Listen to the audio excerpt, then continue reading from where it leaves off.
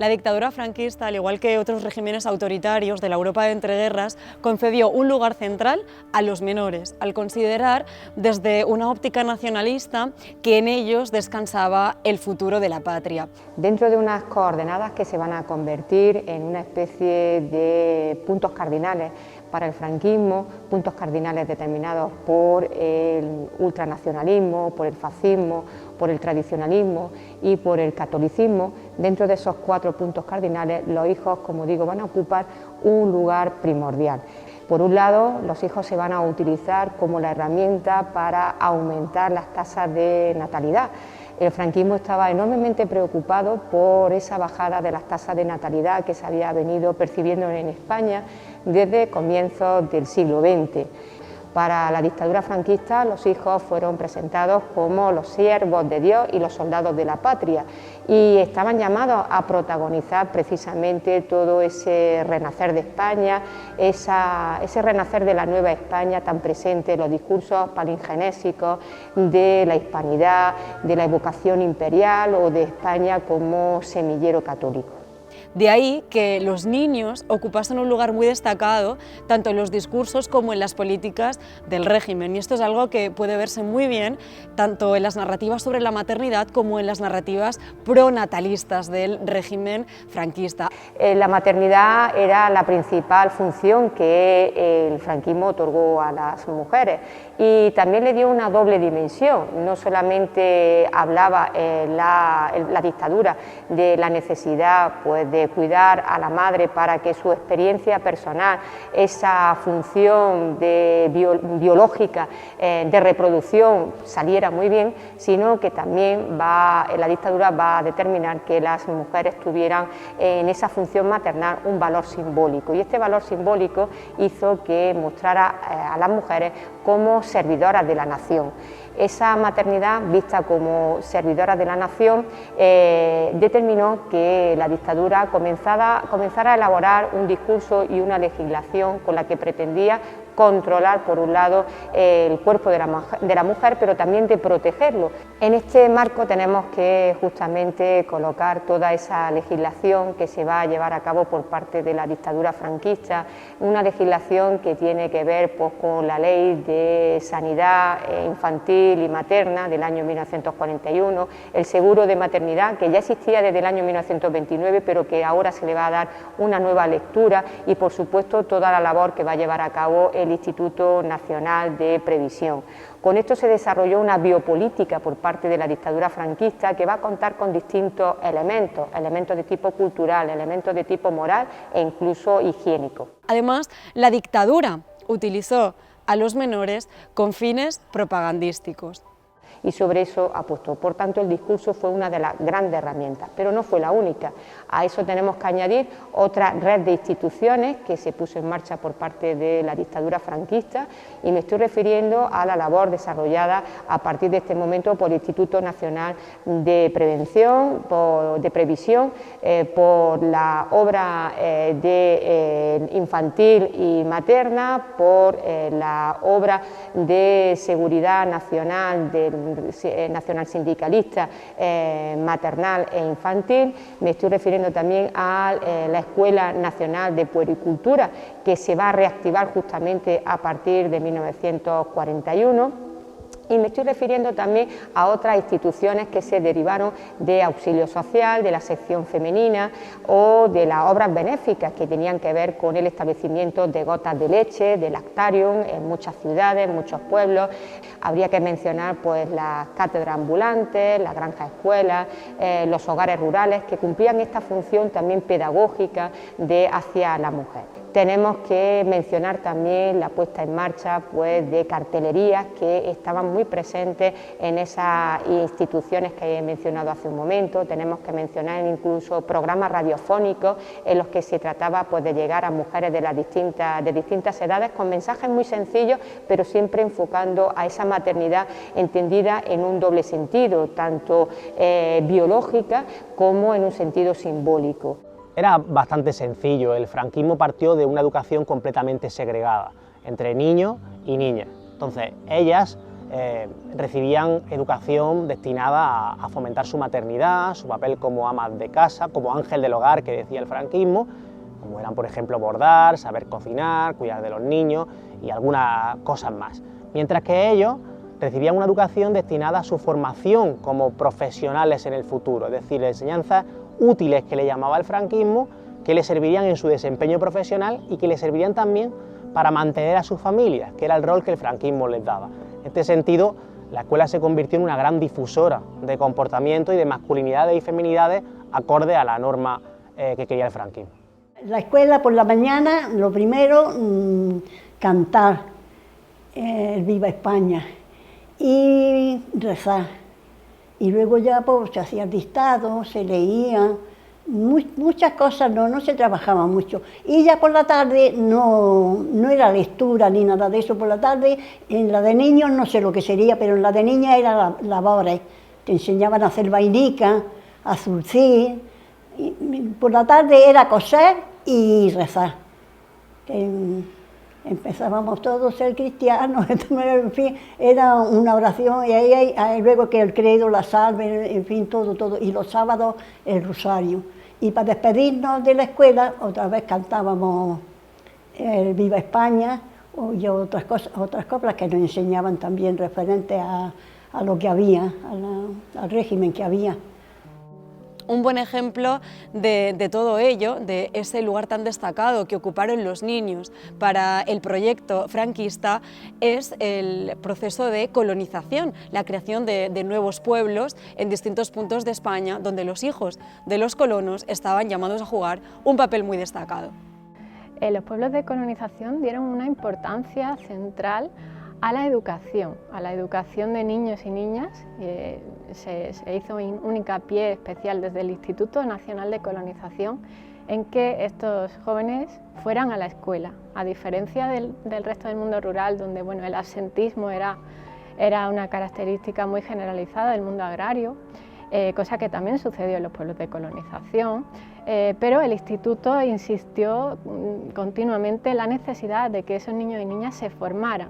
¿Se formaran para qué? Bueno, pues para ser buenos ciudadanos, buenos pobladores de ese mundo rural. Por un lado, para formarse en las materias que eran separadas para niños y niñas, pero para servir como trabajadores del campo, pero por otro lado materias destinadas bueno, pues a la formación moral, a la formación religiosa, a todos esos valores sobre los que se sustenta el proyecto nacional franquista y que tiene que ver bueno, pues con una concepción del mundo pues muy ligada a la religión católica, a la existencia de jerarquías sociales, a la existencia de desigualdades sociales, ¿no? Que van a ser, bueno, pues forman parte del currículum de esa escuela que era central.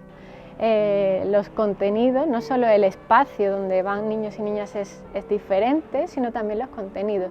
A ellos, a los niños, desde bien pequeñitos se les educaba para ser campesinos, para formarse en una agricultura que cada vez se iba desarrollando más técnicamente, con un desarrollo científico que había que aplicar para modernizar la agricultura. Y lo mismo sucedía en el caso de la vivienda para las mujeres. Las mujeres van a ser formadas desde muy pequeñitas a través de la escuela, pero también de instituciones como sección femenina, sus escuelas de hogar. En el caso de los pueblos de colonización, los albergues de verano, que eran unos albergues bueno, pues que llevaban a las niñas, hijas de colonos, de vacaciones, las llevaban a ciudades donde tenían playa, donde iban, por ejemplo, a ver el mar, a formarse, y los contenidos de esa formación pues tenían que ver con su futuro como esposas, como madres, como ciudadanas españolas que debían cumplir una función, esa función de ser amas de casa formadas, ligada a esa modernización técnica, a esa modernización que llega también a la vivienda y que exige que esas campesinas bueno, pues ya estén completamente dedicadas a tareas que van alcanzando cada vez mayor importancia, ¿no? Por ejemplo, la limpieza del hogar se convierte en un concepto esencial en el que se forma a esas niñas de cómo deben limpiar las casas, cómo deben también cocinar, cómo deben tener mucha atención a toda una serie de detalles, ¿no?, que a medida que la vivienda se va desarrollando, pues alcanzan cada vez mayor importancia, mayores atributos de lo que se va a conformar como la feminidad normativa. Y las niñas, eso, y luego también el concepto que tenían las mayores de que las niñas no necesitaban estudiar mucho, que no, que las niñas lo que tienen que aprender es a lavar, a remendar y a gobernar, como decía mi abuela, a gobernar una casa. No, ¿para qué quieren saber tanto leer y escribir? Los niños estuvieron entre quienes más sufrieron en los años de la posguerra franquista. He conocido la guerra y el hambre y la miseria vino después de la guerra. Los niños que se quedaron en una situación más vulnerable fueron especialmente los hijos de aquellas clases sociales más modestas, de las clases bajas, aquellos que tenían más dificultades para acceder a la alimentación en la hambruna de posguerra. Y especialmente hay que señalar aquí al componente político, porque sin este no comprendemos absolutamente nada. Me refiero no solo niños y niñas que pertenecían a clases bajas, sino que pertenecían a familias que habían tenido alguna simpatía, alguna complicidad o alguna militancia republicana. Eran familias en muchos casos desvertebradas, con el padre de familia en la cárcel, en el exilio o asesinado, que con sus madres, mujeres solas, tenían que salir adelante. En estas dificultades, desde el punto de vista económico, pero también político, en una vida completamente asfixiante, fue donde los niños sufrieron especialmente más. Si nosotros teníamos un fruta para nosotros, venían los cabecillas del pueblo con la familia en mitad del día, con pistola en mano, y nosotros estábamos enmayados, teníamos que aguantarnos por el temor, y ellos se comían la fruta. Si criaba algo en la vega, llegaba la Guardia Civil y se por delante de uno y te lo quitaba. Si iba al molino, al moler un puñado de panizo o de trigo, lo que fuera, al moler, la Guardia Civil te lo quitaba. Tenías que ir de noche y escondido para que no te lo quitara. Fueron ellos quienes peor lo pasaron en los años de la miseria autárquica, en los años del hambre. Ellos sufrieron la escasez de alimentos en sus carnes y se detecta un aumento de las muertes por inanición, por no tener que comer en aquella época. Sí, se morían mucho y entonces teníamos costumbre que íbamos todas las niñas y cada una le llevábamos un lazo de un color y le poníamos la cajica entera llena de lazos y se morían muchísimos niños, sí. Otro efecto brutal sobre ellos fueron las enfermedades. Fueron especialmente víctimas de las enfermedades infectocontagiosas que entre el año 39 y el año 42 azotaron España, como puede ser, por ejemplo, el caso de la tuberculosis, ¿verdad?, o el caso del tifus. Yo tenía un hermano que le dio sarampión, que era pequeño con 2 años y quedó medio... entonces no había... Se curó porque se curó, pero no porque había mucha miseria. Y finalmente, otro síntoma muy significativo de las consecuencias de la hambruna sobre ellos es que fueron abandonados. El abandono de niños es un elemento típico y característico de la hambruna, en el cual cuando la comida falta, sus padres no pueden mantenerlo y lo abandonan en determinados momentos y los entregan a familias para que logren alimentarlo, algo que ellos no pueden hacer. Bueno, la guerra civil tuvo un impacto sin precedentes en la opinión pública internacional, lo que permitió que se creara toda una densa red de organizaciones de ayuda humanitaria que llegaron a España para asistir a la población civil y en particular a los niños, quienes estaban sufriendo los estragos de la guerra, de una guerra que entendemos como total, es decir, una guerra con un impacto muy notable sobre la población civil y en particular sobre los menores.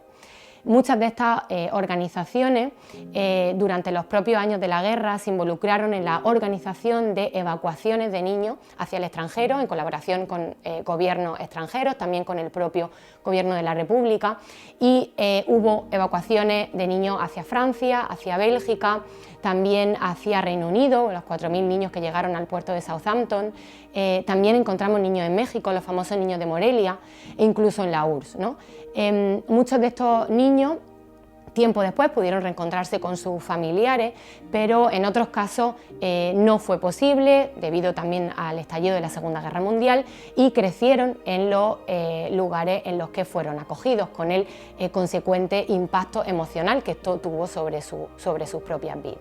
Muchos quedaron sumidos en el miedo, se vieron obligados a trabajar para poder contribuir a las economías domésticas y para ayudar a sus familias a sobrevivir a nivel tanto material como a nivel emocional. Desde luego, la España de posguerra, la España de la hambruna, fue una España de escasez. Recién descienden los rendimientos, hay una menor producción, hay menos alimentos, pero además hay un factor fundamental y es el aumento de los precios, el aumento del coste de vida. Entonces, en muchos casos el problema no es solo que no existiese alimento, sino especialmente acceder a él, especialmente para aquellas clases sociales muchísimo más modestas. Así entendemos cómo entre el año 39 y el 42 hay un aumento de la mortalidad infantil de manera espectacular. Hasta el año 42 no se recuperan los números normales de mortalidad infantil del año 1936, de la época de preguerra. Y por ejemplo, solo en el año 41, el peor de la hambruna, hay un aumento de la mortalidad respecto al año 40, que ya fue alto, de un 29% de la mortalidad infantil. Sencillamente terrible. El 41 fue el año más malo que se ha conocido aquí. No sabíamos ni en el día que vivíamos, ni en el año, ni en nada, como los animales. Y además esto llevó a muchos a dejar de asistir a la escuela. Al verse obligados a trabajar para ayudar a sus familias, dejaron los pupitres vacíos. En ese sentido, muchos de los niños compaginaban la escuela con las labores del campo o con las labores domésticas y pasaban largas fases del año trabajando en las diferentes labores que realizaba la familia, y eso provocaba que en épocas de recolección o en épocas de diferentes actividades pues no asistieran a la escuela, y los maestros pues se quejaran a diferentes autoridades como la Guardia Civil o como los alcaldes, etcétera, de que los niños estaban faltando a la escuela. Los maestros eran un pilar fundamental, una pieza esencial dentro de la nacionalización y dentro del adoctrinamiento de los niños en la escuela. En primer lugar, tenemos que considerar que el franquismo ejerció una durísima depuración sobre el magisterio republicano. Consideraba que esos maestros republicanos habían influenciado a los niños de una manera completamente negativa, enseñándoles valores laicos, descristianizándoles, desde quitar el crucifijo de la aula hasta enseñarles cuestiones que el franquismo consideraba que no eran patrióticas. Entonces esa depuración fue el primer pilar, era quitar a los maestros de esas escuelas, y ahí tenemos pruebas documentales suficientes de esa profunda depuración y represión sobre el magisterio español. Luego el hermano de la maestra que había aquí última, que era también maestro, pero por esto de los partidos cuando la guerra, pues sería del otro partido, le quitaron la escuela, se la quitaron. Sí, y se vino aquí con la hermana, que era soltera. Y entonces él daba clase de noche a los que ya habían salido de la escuela, que por eso muchos de aquí, ya mayores así, pues sabían más por eso. Porque este señor sí enseñaba bastante. Pero una vez hecho eso, el maestro se convertía en el puntal esencial de la nacionalización de los niños. No solo era la figura fundamental dentro del aula, sino que también el propio espacio, el ambiente, con la decoración del aula, los cuadros de José Antonio, de Franco, el mapa de España para recordarle la centralidad de la patria, los himnos que cantaba el maestro, las canciones, la forma de elegir las lecturas, la forma de elegir los ritmos de la clase cada día, e incluso pensemos en la celebración de algunas festividades como podían ser los días de festividades políticas o fiestas populares, y la forma de llevarlas. Todo eso iba destinado a una nacionalización de los niños, y el maestro era esencial. A pesar de que el Instituto Nacional de Colonización puso mucho interés en que los niños y niñas acudieran al colegio, la verdad es que si nos acercamos a las fuentes vemos que realmente pues hubo casos de absentismo muy importantes, porque al fin y al cabo las condiciones de trabajo, las condiciones materiales hacían necesaria que esa dedicación por parte de toda la familia, que era al fin y al cabo también lo que el propio franquismo había planteado, ¿no? Desde unas ciertas contradicciones, ¿no? Es decir, se obligaba a que los niños fueran a las escuelas, pero también se seleccionaba a las familias con hijos para trabajar la tierra, con lo cual esas contradicciones se manifiestan claramente en la realidad, ¿no? Que hacía que la mayoría de niños, según el ciclo agrícola también, según el momento del año, pues acudieran más o menos a la escuela, pero era un hecho, pues lo más común es que no acudieran a la escuela todo el año, sino que se dedicaran a trabajar. Por lo tanto, el mundo del trabajo, el mundo agrícola, era un espacio habitado por los niños. Y es un trabajo que se realiza en unas condiciones peores que las de las personas adultas, ¿no? Muchas veces esos trabajos simplemente eran para quitar una boca dentro del hogar, ¿no? Solo se ofrecía cama y comida, como se suele decir, ¿no? No suponía en algunas ocasiones realmente un aporte económico, ¿no? O era un medio de subsistencia. ¿Qué ocurre también con ese trabajo? Que se expone a los niños a situaciones o a contextos en los que no están preparados o no se supone que deberían de enfrentarse en determinadas edades. De 14 años soy cabeza de familia y ganaba 7 pesetillas para comer 4. Cuando recurrimos a los testimonios de las personas, ¿no? Que vivieron aquellos años, nos enfrentamos a situaciones de miedo, por ejemplo, al realizar trabajos duros, ¿no? Como el de la ganadería, que implica pasar noches a solas con el ganado, ¿no? Sin compañía, ¿no? del núcleo familiar o de otras personas mayores. Nos encontramos también situaciones de abuso, ¿no? Que sobre todo vivieron las menores, ¿no? en el trabajo doméstico, ¿no? Y algunos que no iban, sí, porque yo de mi edad había niños y niñas que no aprendieron nada, porque corriendo los quitaban o las metían para que cuidara del niño del médico o del niño del alcalde, y ya grandecitas las quitaban para que se fueran a trabajar, a ganar algo. Durante los años 40 hay estudios por parte de Falange a fin de conseguir que haya un ratio de 50 alumnos por escuela. Y en Almería, en el mundo rural almeriense, tenemos una necesidad de que se construyan en torno a 280 o 300 escuelas. Esa falta de medios y esa falta de situación económica no se empieza a recuperar hasta los años 50, hasta los años 60 fundamentalmente, bien entrados los años 60. Y es entonces cuando ya empieza a balancearse de alguna manera tanto la ratio de escuelas como la situación económica que permite que los niños no falten tanto a las mismas. Fueron muchos los niños de auxilio social, es decir, niños que pasaron por los comedores infantiles de esta institución benéfico y asistencial del régimen franquista que controlaba Falange, ¿no? El Partido Único. Yo me acuerdo que había auxilio social y que iban algunos niños a comer.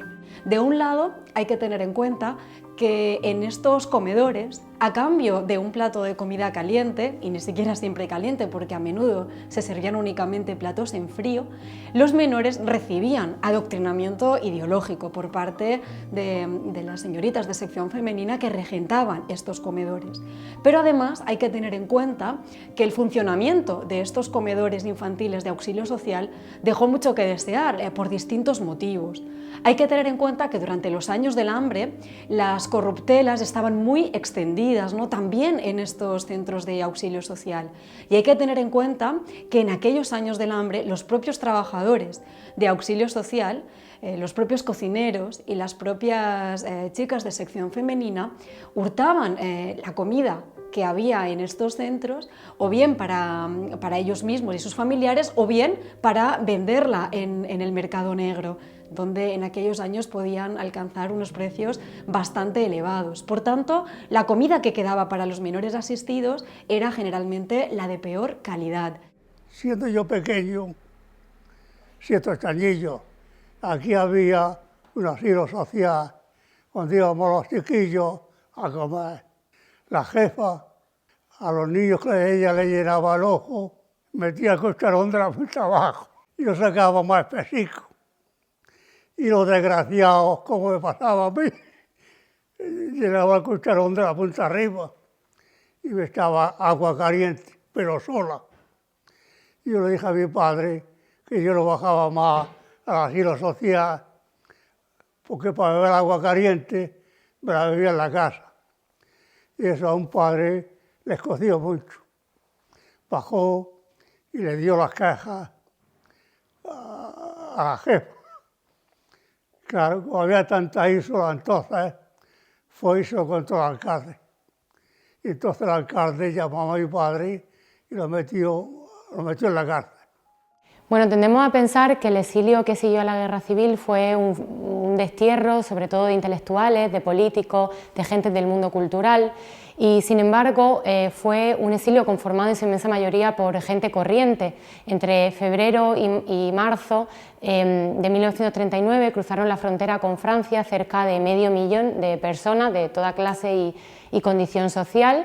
Y en torno al 40% de ellos fueron mujeres y niños.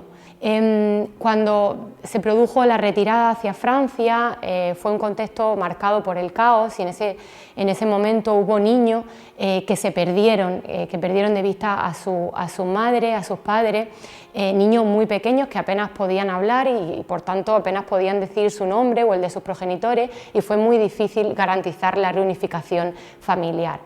En otros casos, los niños fueron conducidos a colonias infantiles y aunque allí tuvieron mejores condiciones materiales, esto implicaba separarlos de su familia y por tanto esto también tuvo un impacto emocional, identitario sobre ellos.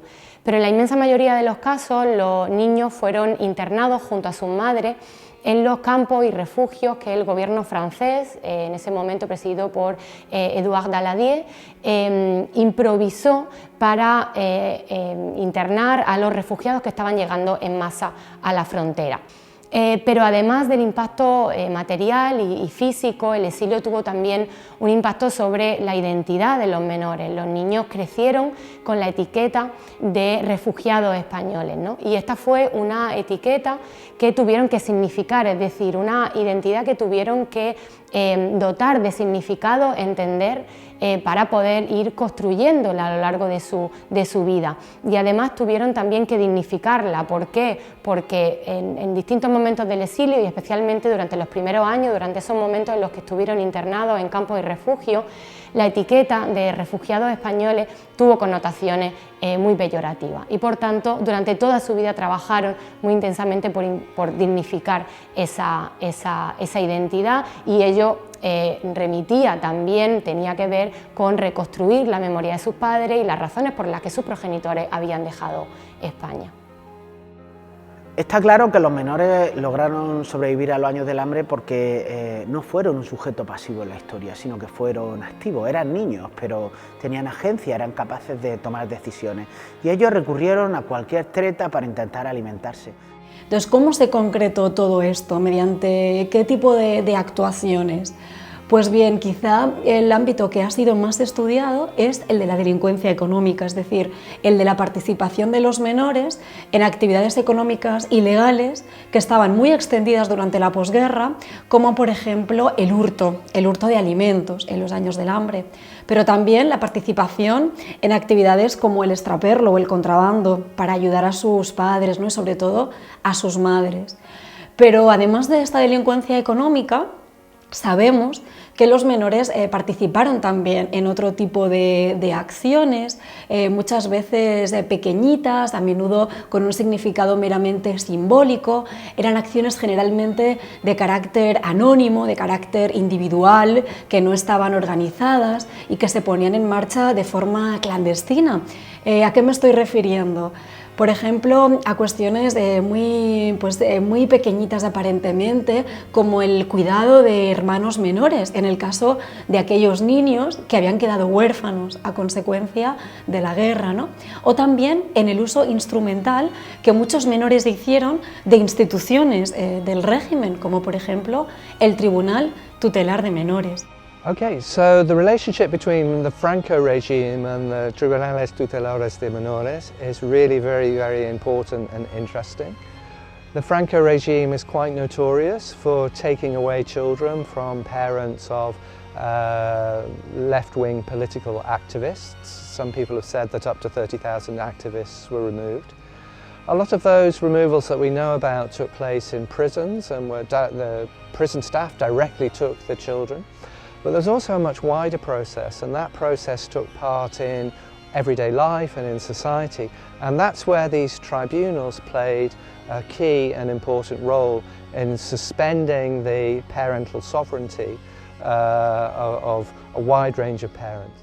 Pero es que incluso hubo menores que protagonizaron acciones que tuvieron una dimensión claramente política, una dimensión política más o menos expresa, ¿no? ¿A qué me estoy refiriendo? Pues por ejemplo a improperios, a mofas, a ultrajes, a acciones que de alguna forma desafiaban el poder de la dictadura franquista. Eran muchas veces insultos o mofas dirigidas contra las propias personalidades del régimen franquista o incluso críticas contra algunas de sus políticas. Una de las formas en que se concretaba la agencia de los menores fue la del discurso oculto, es decir, la puesta en circulación, siempre en ámbitos clandestinos, de chistes, de rumores, de chascarrillos, de cancioncillas, interpretadas por el régimen como de carácter subversivo, porque de alguna forma desafiaban el poder de la dictadura. Entonces eran habladurías que los menores de edad ponían en circulación en ámbitos en los que ellos, como menores, solían moverse.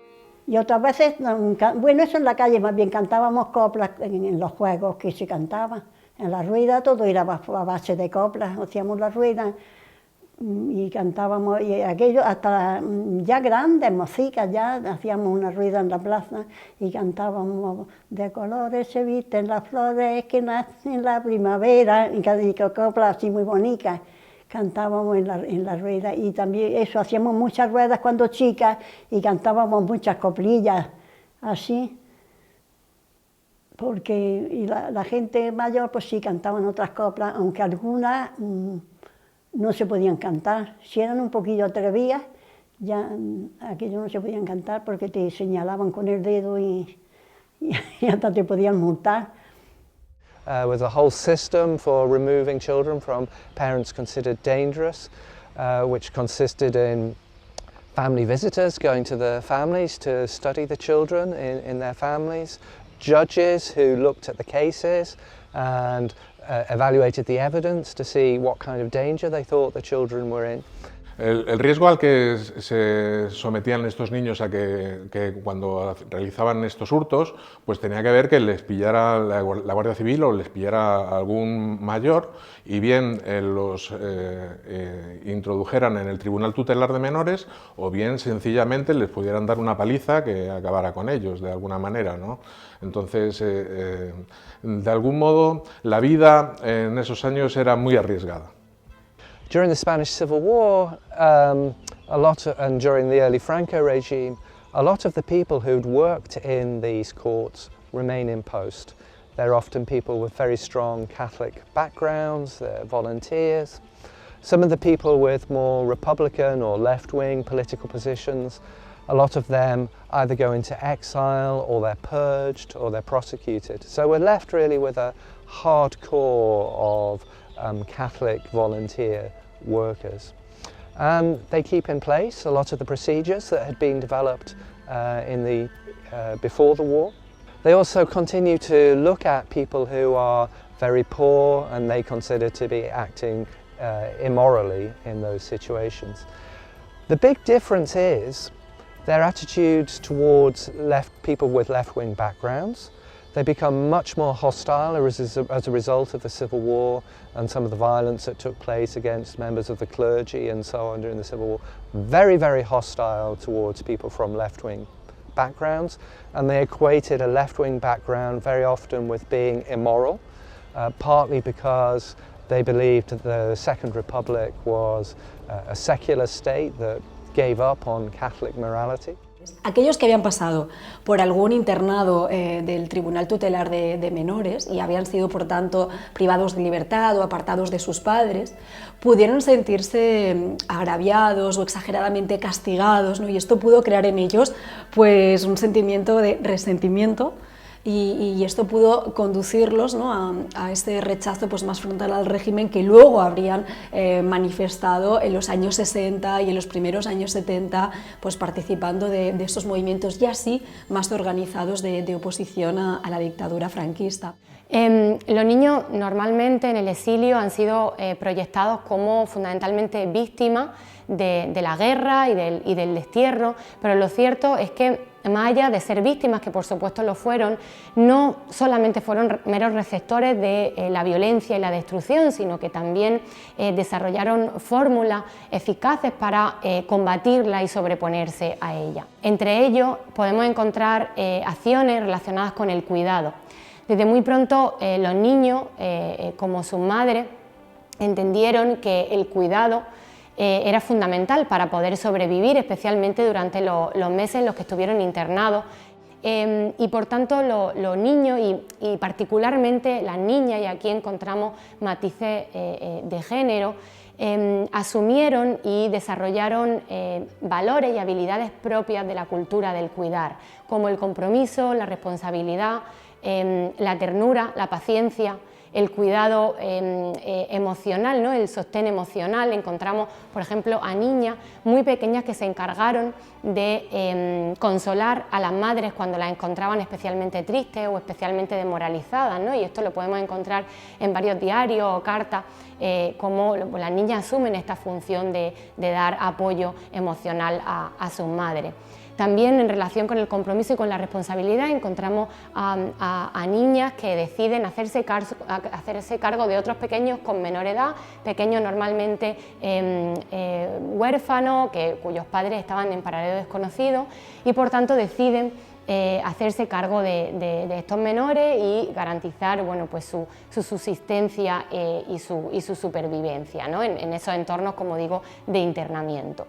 Pero no solamente los niños desarrollaron acciones en relación con el cuidado, sino también acciones rebeldes, más transgresoras. Vamos a encontrarlos protagonizando protestas junto a sus madres para evitar, por ejemplo, repatriaciones hacia España. Es decir, bueno, todo un elenco de acciones que nos están diciendo que los niños no solamente fueron víctimas, sino que pudieron desarrollar con los escasos medios que tuvieron a su alcance acciones con un impacto sobre su presente, ¿no?, y un impacto que además permitió en muchos casos hacer frente al desarraigo, reforzando lazos familiares ya existentes, pero también tejiendo otros lazos nuevos, no ya basados en la consanguinidad, sino en la experiencia y en la empatía de estar viviendo conjuntamente esa experiencia de exilio, ¿no? Yo diría que existen diferentes actitudes en función de las actitudes que los niños y que en sus familias ya había con respecto a la dictadura. Y en ese sentido, y por otro lado, tenemos que tener en cuenta que es diferente la actitud por parte de aquellos chicos que iban únicamente unos meses o unos días a la escuela, de aquellos que pasaban largos periodos de tiempo en este proyecto nacionalizador. No obstante, yo diría que la ideología franquista y la ideología falangista y la ideología nacional católica no terminó de cuajar dentro de los alumnos, pero que la mentalidad franquista, la mentalidad dictatorial, la mentalidad autoritaria sí caló en muchos de ellos. La verdad que la historiografía no ha prestado demasiada atención a los niños, precisamente por su supuesta desconexión con la política, ¿no? Y es verdad que cuando se ha analizado a los menores se ha hecho generalmente desde el punto de vista de los adultos y de las instituciones y no tanto desde su punto de vista, y además se ha hecho también atendiendo a los niños como víctimas, ¿no?, de contextos excepcionales de guerra y posguerra, pero no tanto atendiéndolos como sujetos con capacidad para actuar, ¿no?, para sobreponerse y para salir adelante y actuar en el contexto que les tocó vivir. ¿Por qué creéis vosotros que ha sido esto? Bueno, en realidad el propio lenguaje de alguna manera nos incita a hablar en ese sentido, ¿no? La propia palabra pueril siempre quiere significar como algo carente de valor, algo infantil, algo que de alguna manera no tiene sentido, ¿no? Y sin embargo, pues tendríamos que contemplar la diversidad, ¿no?, que de alguna manera nos ofrecen estas miradas. De alguna manera el sujeto que crea conocimiento siempre es un sujeto adulto, siempre es un sujeto varón, siempre es un sujeto blanco, etcétera, y sin embargo pues perdemos de vista, ¿no?, determinados perspectivas que pueden engrandecer el discurso historiográfico, ¿no?, como puede ser la de los niños, como puede ser la de las mujeres, como puede ser la de las niñas, etcétera. Sí, yo creo que también está relacionado con las fuentes que consideramos relevantes desde el punto de vista historiográfico, ¿no? La historia política intelectual más clásica ha trabajado fundamentalmente con fuentes generadas desde arriba, desde las instituciones, desde figuras de renombre, fundamentalmente masculinas, ¿no?, que han proyectado una imagen unívoca de los menores como sujetos dependientes y por tanto, bueno, carentes de historia y de interés historiográfico, ¿no? Esta es bueno, pues lo que desde la historiografía se ha generado. Por tanto, bueno, yo creo que esto, además, si nos acercamos a periodos especialmente marcados por la violencia, como puede ser la guerra civil, el exilio, el franquismo, la imagen también que predomina de los menores como víctimas, ¿no? Y esto es algo que, por ejemplo, las organizaciones de ayuda humanitaria tuvieron que proyectar significativamente, entre otras cosas, porque era la forma también de generar compasión y de conseguir financiación. Pero esto no ha impedido a los historiadores ver esa otra cara que mencionaban, ¿no?, y es de sujetos con capacidad para tener un impacto sobre su presente, ¿no? Sí, de alguna manera yo creo que también tiene que ver con que la niñez es un periodo acotado en el tiempo, ¿no? De algún modo es algo que transcurre todos pasamos por ella, entre una edad y una edad, pero perdemos la perspectiva. Yo cuando recuerdo ahora cómo era de niño y qué es las cosas que me interesaban de niño, no lo hago desde la perspectiva de entonces, sino que lo hago desde mi perspectiva actual, trayendo al recuerdo y a mi forma de ser actual, pues las cosas que supuestamente me interesaban de crío, etcétera, pero no tengo la mirada que se tiene entonces.